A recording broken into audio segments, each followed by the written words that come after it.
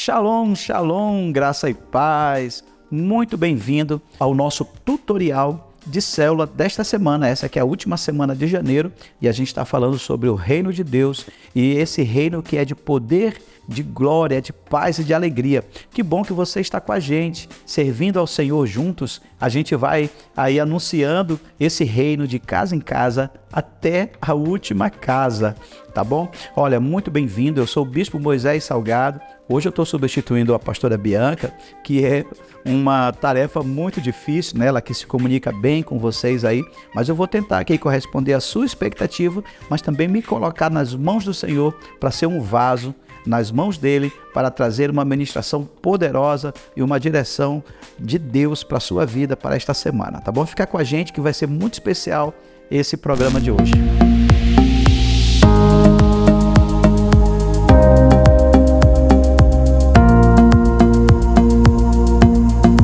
Antes de ir para a ministração, eu queria te dar uma dica muito especial, tá bom? Mantenha a sua célula em muita alegria. Seja alegre ao receber as pessoas, escolha músicas alegres para a sua célula, mantenha um nível de alegria alto na sua célula. Você sabe, né? Quanto mais alegria, mais a nossa fé é expandida. Quanto menos alegria, a nossa fé vai ficando fraquinha, né? Então, olha, mantenha um nível de alegria, um nível alto. Receba as pessoas com alegria, cante músicas alegres, ministre alegremente na sua célula e você vai ver que essa sua alegria vai contagiar a todos e a sua célula vai estar sempre cheia da presença de Deus, porque Deus gosta de estar onde tem alegria, tá bom? Essa é a nossa dica dessa semana, Deus te abençoe. E agora vamos à nossa ministração de célula, não é? E a gente vai continuar o tema da semana passada, que a pastora Bianca ministrou para você, né? Sobre o reino de Deus e o reino dos céus. E hoje eu vou fazer a segunda parte. E eu me lembro, né? Eu assisti a ministração, ela leu com você o livro de Mateus, capítulo 6, versículo 10. Eu quero repetir essa leitura de hoje, tá bom? Diz assim, esse versículo faz parte da oração do Pai Nosso que Jesus fez ensinando os discípulos a orarem. E na oração, no versículo 10, diz assim: venha o teu reino, seja feita a tua vontade, assim na terra como no céu. Essa parte da oração é muito importante porque ela traz a evidência do reino de Deus para nós, né? Ela traz a necessidade de nós pedirmos que o reino de Deus venha sobre nós e que se estabeleça na nossa vida, na nossa casa, aonde estivermos, o reino de Deus vai com a gente. Nós somos agentes do reino, nós somos súditos desse reino e também nós somos embaixadores do reino de Deus. Então, é muito importante que isso esteja não somente na nossa oração, na nossa mente, no nosso coração, no dia a dia. Venha a nós o teu reino e seja feita a sua vontade, assim na terra como no céu. E dando continuidade à ministração que a pastora Bianca começou na semana passada, nós vamos falar hoje sobre para quem é o reino de Deus. Para quem é esse reino de Deus? Esse reino de Deus que a gente já viu que ele não é verdade, a gente já viu o que ele é. Agora nós vamos mostrar para você para quem é o reino de Deus. E a Bíblia afirma em vários textos bíblicos, né, que esse reino de Deus, ele é primeiro para os pequeninos. Olha o que diz Mateus 19, versículo 14. Jesus, porém, disse: deixai os pequeninos, não os embaraceis de vir a mim, porque dos tais é o reino dos céus. Também no livro de Marcos, capítulo 10, versículo 14, Jesus diz: Jesus, porém, vendo isto, indignou-se e disse-lhes: deixai vir a mim os pequeninos, não os embaraceis, porque dos tais é o reino de Deus. E também no livro de Marcos, capítulo 10, versículo 15, em verdade vos digo, quem não receber o reino de Deus como uma criança, de maneira nenhuma entrará nele. Então, olha aí, Jesus está dizendo que o reino dos céus é para os pequeninos, mas também não é só para crianças, né? Não é na criança no sentido de idade ou de tamanho, mas para as pessoas que são inocentes no coração, não é, que querem se despir de toda maldade, que querem confiar nesse rei, no Deus que é o rei do nosso reino, confiando nele sem maldade. Para quem é o reino dos céus? Para todos os povos. Ele não é exclusividade de um povo ou de uma nação, ele é para todos. Olha o que diz Mateus capítulo 8, versículo 11. Digo-vos que muitos virão do Oriente e do Ocidente e tomarão lugares à mesa com Abraão, Isaque e Jacó no reino dos céus. Também em Mateus 21, versículo 43, diz assim: portanto vos digo que o reino de Deus vos será tirado e será entregue a um povo que lhe produza os respectivos frutos. Então veja só, o reino de Deus, ele é para todos aqueles que creem em Jesus, que querem se viver debaixo do comando do Rei dos Reis, do Senhor dos Senhores, tá bom? Não existe essa de ter uma nação exclusiva. Todos aqueles que recebem a Jesus se tornam parte desse reino. E também o reino de Deus é para os lutadores, para aqueles que têm o objetivo de conquistar, é para os conquistadores, aqueles que lutam para conquistar o reino. Em Atos 14, 22 diz: fortalecendo a alma dos discípulos, exortando-os a permanecer firmes na fé e mostrando que, através de muitas tribulações, nos importa entrar no reino de Deus. Isso mostra que para entrar no reino de Deus necessita de esforço, tá? De luta. O reino de Deus, ele precisa ser conquistado por você, por mim. E eu estou nessa guerra, nessa luta. Todos os dias eu estou lutando pelo reino e pelo rei. Eu vou conquistar, já conquistei. Eu já estou assentado em uma das cadeiras desse reino. E eu sei que você também. E cada um pode entrar nesse reino. Lute por isso, se torne como uma criança, não é? Receba Jesus e seja parte desse reino. O que é preciso para entrar no reino de Deus? E aí esse é o segundo ponto da nossa ministração de hoje. Então, primeiro é para quem é o reino. E agora, o que é preciso para entrar no reino de Deus? Eu já dei algumas dicas agora há pouco e eu vou te dar agora alguns passos para que você possa entrar no reino de Deus. O primeiro passo é arrependimento, né? Mateus 3:2 diz assim: arrependei-vos, porque está próximo o reino dos céus. Mateus 4:17 diz: daí por diante passou a Jesus a pregar e a dizer: arrependei-vos, porque está próximo o reino dos céus. E também no livro de Marcos, capítulo 1, versículo 15, o autor diz: o tempo está cumprido, o reino de Deus está próximo, arrependei-vos e credes no evangelho. Então o arrependimento é o primeiro passo, é o passo mais importante. Para eu me arrepender, eu preciso reconhecer que eu estou fora do reino, não é? E eu estou fora do reino por vontade própria. Eu me lembro desse texto aqui, o filho pródigo, não é? Que estava dentro do reino, morava com o pai e resolveu sair da casa do pai e viver a sua vida do jeito que ele imaginou, não é? Essa vida louca, essa vida que todo mundo diz que é boa e agradável. Mas no meio do caminho ele percebeu que tinha tomado a decisão errada. Então ele se arrependeu, se levantou e disse: eu vou voltar para a casa do meu pai.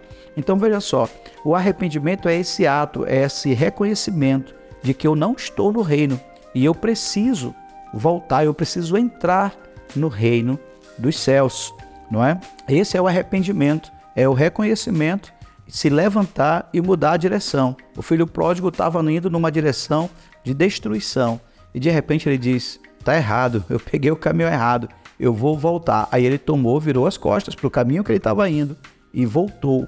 O arrependimento é isso, tá bom? Agora, o segundo passo é humildade, não é? Mateus 5:3 diz: bem-aventurados os humildes de espírito, porque deles é o reino dos céus.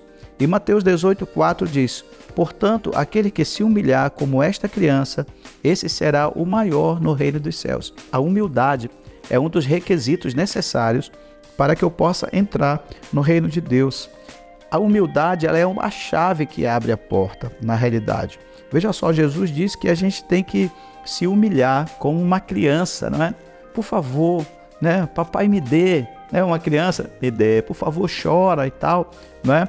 Querendo alguma coisa do pai. É assim mesmo que nós devemos fazer. Eu preciso entrar e eu preciso me humilhar. Olha, quem não tem um coração humilde, ele nunca vai se arrepender, porque a humildade é a condição para você se arrepender do seu pecado, tá bom? Então, quem não tem humildade, não tem arrependimento. E quem não tem arrependimento, então entra no reino. É muito simples. essa conta, não é? Então, sejamos humildes e reconheçamos que nós não vamos conquistar nada sem essa humildade. Terceiro passo para você entrar no reino dos céus é a obediência. Você pode dizer isso? Obediência. E essa palavra não está na moda ultimamente, né? As pessoas não querem obedecer ou não querem se submeter a um conjunto, né, de regras ou de doutrinas, né? As pessoas querem viver a sua vida assim, meio anarquista, né, no dia de hoje.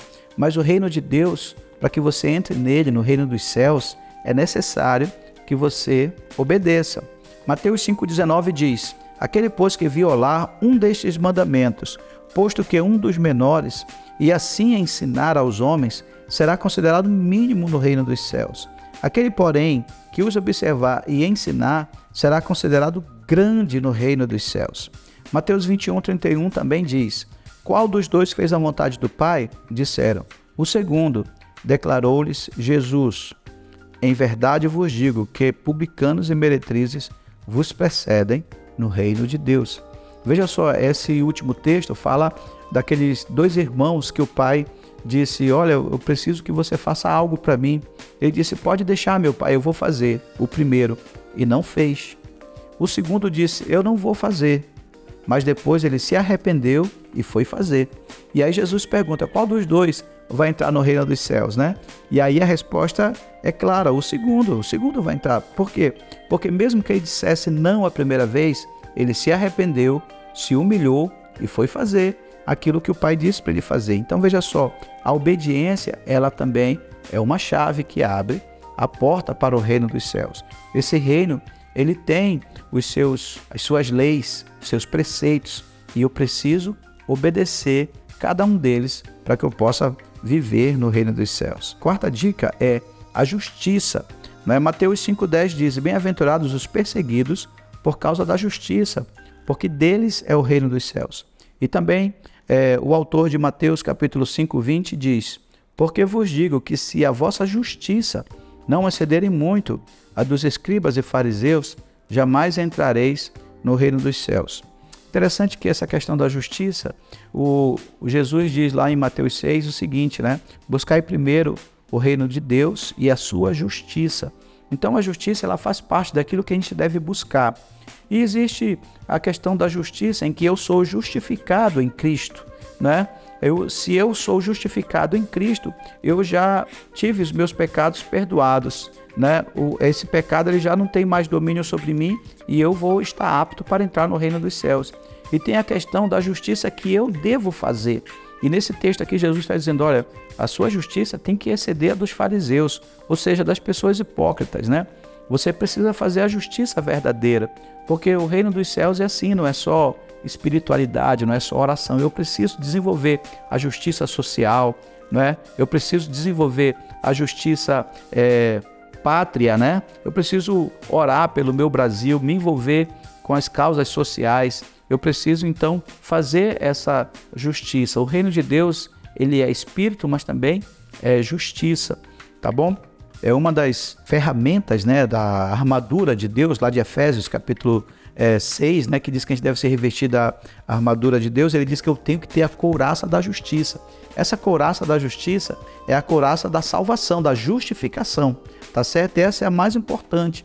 E depois vem a questão do desenvolvimento da justiça social, da justiça pátria, não é? Daquilo que eu vou fazer como homem de Deus. O sexto quesito para eu entrar no reino de Deus é o esforço, não é? O livro de Mateus, capítulo 11, versículo 12 diz: desde os dias de João Batista até agora, o reino dos céus é tomado por esforço. Os que se esforçam se apoderam dele. Então veja só, eu preciso me esforçar, porque a gente vem num ritmo, não é?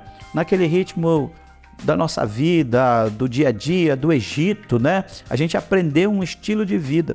E para mudar o estilo de vida é preciso fazer força. Às vezes eu não vou querer, não é? Às vezes eu vou abandonar porque eu não estou acostumado e as coisas não vão dar certo e tudo mais. Eu preciso me esforçar, perseverar.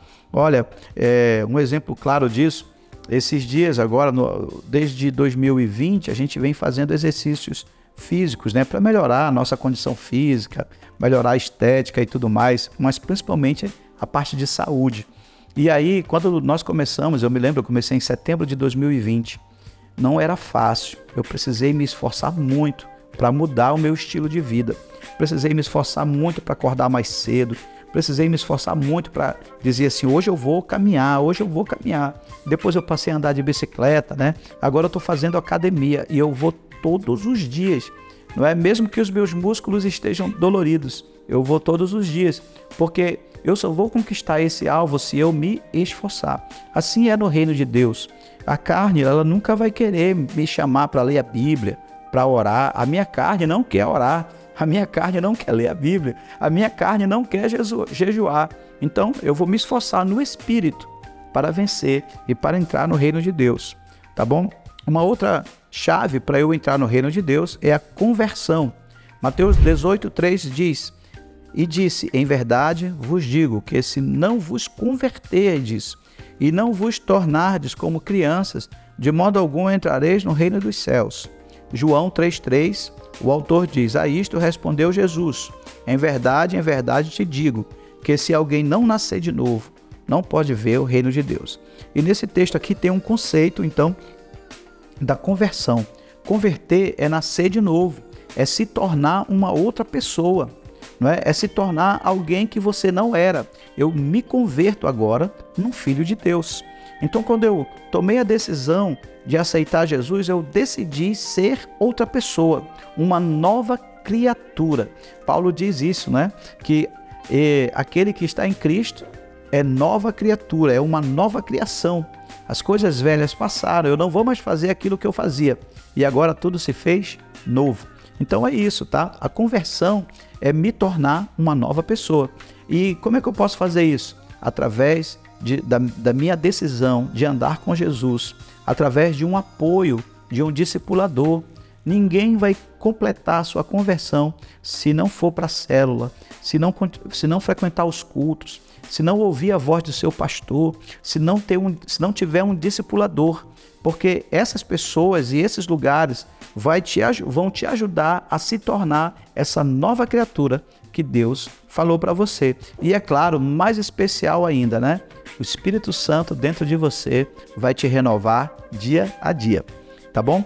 E o último item desse bloco, né, de o que eu devo fazer para entrar no reino dos céus, é a renúncia. Eu preciso renunciar, não é? Olha lá o que diz Marcos capítulo 9, 47. Jesus disse assim, e se um dos teus olhos te faz tropeçar, arranca-o.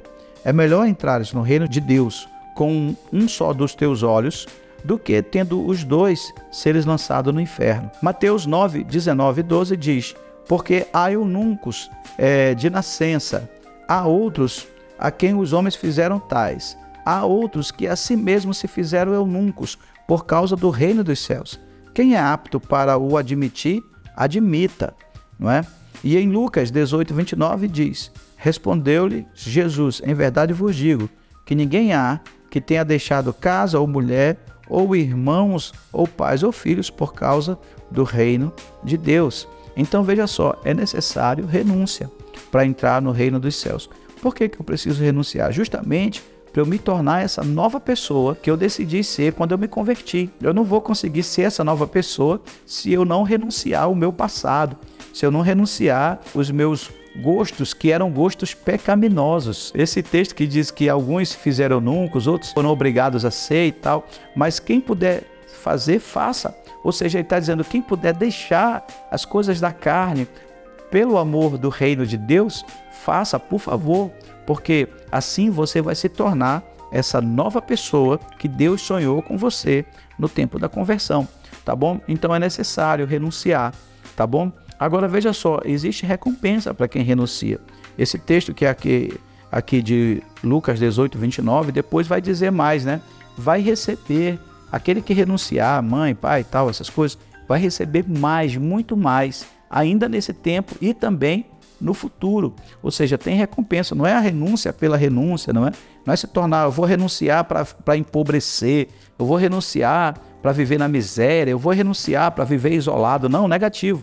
Você vai renunciar para ser essa nova criação de Deus e Deus vai te recompensar por isso. Por último agora, né, finalizando a nossa ministração, o que devemos fazer quanto ao reino de Deus. Então veja só, eu descobri hoje para quem é o reino de Deus. São para as crianças, né? Para as pessoas que se tornam como crianças, são para os lutadores, para aqueles que vão em busca, né? É para todas as pessoas. Eu também descobri o que eu preciso fazer para entrar no reino de Deus. Eu preciso me arrepender, preciso renunciar, eu preciso me converter, não é verdade? Vários itens que eu falei agora.